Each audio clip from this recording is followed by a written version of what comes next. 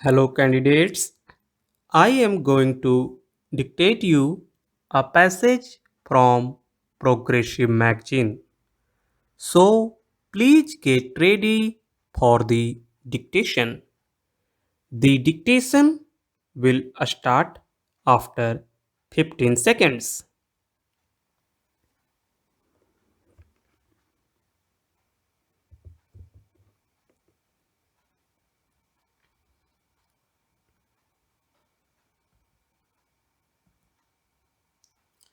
Sir, now the question arises and the amendment which honorable member has brought forward also raise the question, namely, to what extent the supremacy of parliament has to be accepted.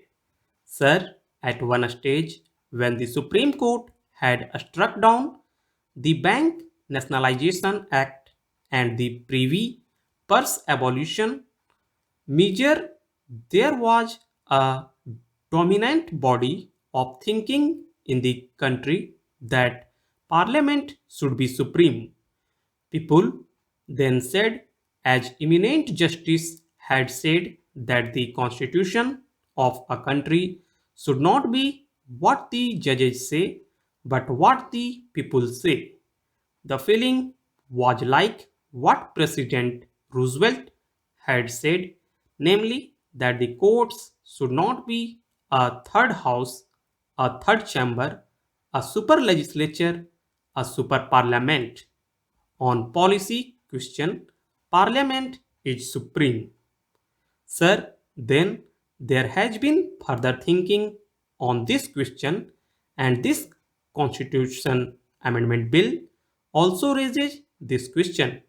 So far as Parliament's power to amend the Constitution is concerned, particularly where individual rights are concerned, where property rights are concerned, and where Parliament is passing legislations for the Harijans, for the backward classes, for the scheduled castes, for the small and marginal farmers, for minorities, and so on, that power should be supreme, unchangeable, and immutable. This should be beyond the reach of judicial review. But there is another question. The question that has now arisen is this: among individual rights, there are some rights, that is, the property right, which is a subsidiary right and which has to be curbed in social interest. But among individual rights, there are some basic rights like the right of free speech, right to form associations, certain cultural rights, rights of the minorities, and so on.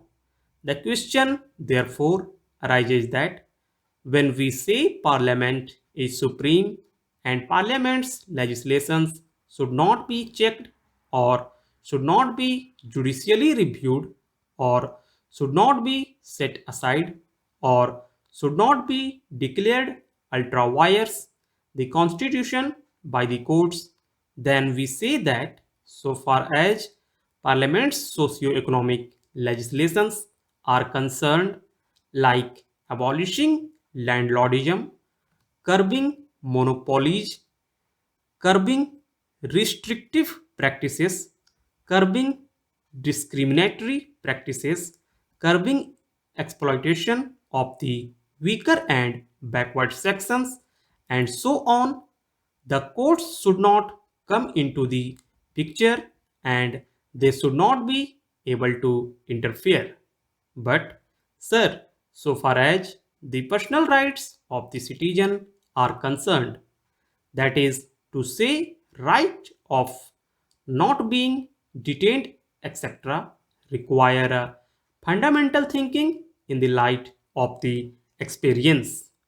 The latest Constitution Amendment Bill, which has been passed, bases itself on the assumption that there is a basic structure of the Constitution which cannot be touched, the basic structure which enshrines the faith of a secular state, a republican state, a democratic state, a state committed to social change and advancement towards social objectives and social goals. Therefore, this basic structure is there. Then the question arises that though Parliament is supreme, yet so far as this basic structure is concerned, whether judicial review is permissible on this question. If Parliament by a majority vote change this basic structure, whether the courts can look into this question. Sir, this is one of the major questions that arises here. This arose when the last Constitution Amendment Bill was passed, and this also arises now in this bill of my friend. The question is, can the courts look into this question? So far, the government have proceeded on the assumption that there is a certain basic structure like the concept of republicanism, concept of secularism, concept of democracy, and so on, which should be immutable. Sir, so far as these things are concerned, I think it is an accepted position. Everybody accepts these are immutable. The question arises, what are the modalities by which we ensure that these are immutable, that democracy is immutable? How do we ensure that those are immutable, that secularism is immutable, that democracy is immutable?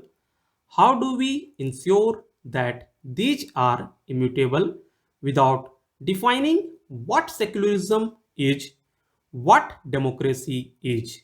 Then you will be giving a very wide, untrammeled, unguided, and uncharactered power to the court to define these things and then say that according to the definition of these various concepts, which are fundamental concepts and which are part of the basic structure, this particular law is invalid.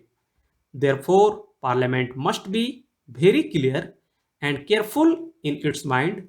That is, if Parliament wants to give power to the courts, then the courts will review all laws in the light of the basic structure.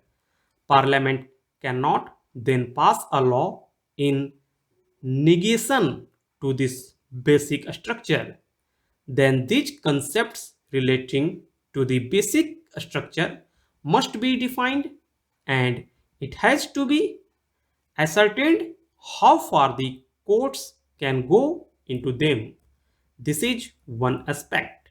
The other aspect that arises is this: honorable member has suggested a parliamentary committee to go into the constitutionality of the statutes the parliament passes. This is a very controversial provision for this reason that we have got a quasi-federal structure. We have got the Council of States. We represent the states. The states have certain rights which are under the law.